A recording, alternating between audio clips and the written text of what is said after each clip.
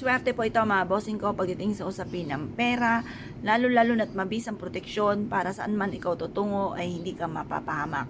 Para puro swerte ang darating sa buhay po ninyo. Kung kayo po isa sa mga mahilig sa mga pampaswerte at nais nyo po itong gawin mga bossing ko, wag na po kayo magpatumpik-tumpik pa at makakatulong po ito upang sa ganon, mabilis ang pasok ng swerte, lalo-lalo na tungkol sa usapin ng pera. Kung ikaw po mga bossing ko ay aalis at ikaw ay maghahanap ng trabaho or magbubukas ng inyong negosyo or ikaw po ay tataya, wag bago ka umalis ay gawin nyo po muna ito.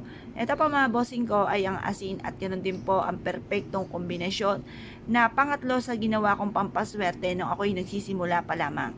Ito po ay marami ng patutuo sa akin at napaka-generous ng pampaswerteng ito dahil mula nang ito po'y aking ginawa, ay hindi na ako makapaniwala sa mga blessing na dumating. Bukod sa aking sipag at tiyaga, dahil ako po'y lagi rin nagwi-wish, nabigyan lang ako ng isang pagkakataon at hindi ko ito sasayangin. Mas sisipagan ko pa po lalo mga bossing. At ito nga po'y dumating mga bossing ko na triple pa sa aking mga wini-wish dahil simple lang naman ang aking kahilingan. Ngayon pa mga bossing, basta positive ka lamang, simulan nyo na mga bossing ko ang pagiging positibo dahil makakatulong po yan. At kapag ikaw ay nega, instead na matulungan ka sa problema ninyo, dadami pa ang problema at makaka-attract ka ng nega na maaaring maganap po sa inyo. Ngayon pa mga bossing, gawin nyo po ito. Kung hindi po ngayong katapusan ng Tuesday or kaya po ay Friday, or kaya po sa darating na unang araw, or kaya po unang araw ng Martes, or kaya unang araw ng Biyernes, or kaya po ay full moon, or kaya ay Monday, pwede rin pong gawin kasi unang araw po yan ng linggo, ng buong isang linggo. Ngayon pa mga bossing, mag-wish ka. Basta lagi po tatandaan at lagi ko rin po paulit-ulit na sinasabi, kung ang inyo pong kahilingan ay malaki, halimbawa, magkaroon ako ng malaking bahay. Ngayon pa mga bossing, kailangan malaki rin ang pagkayod. Kung kayo pa mga bossing ko ay maliit lang ang pagkayod, huwag kang umasa na malaki ang dadating sa inyong blessing. Kasi nasa kayod po yan nasa sipag po natin.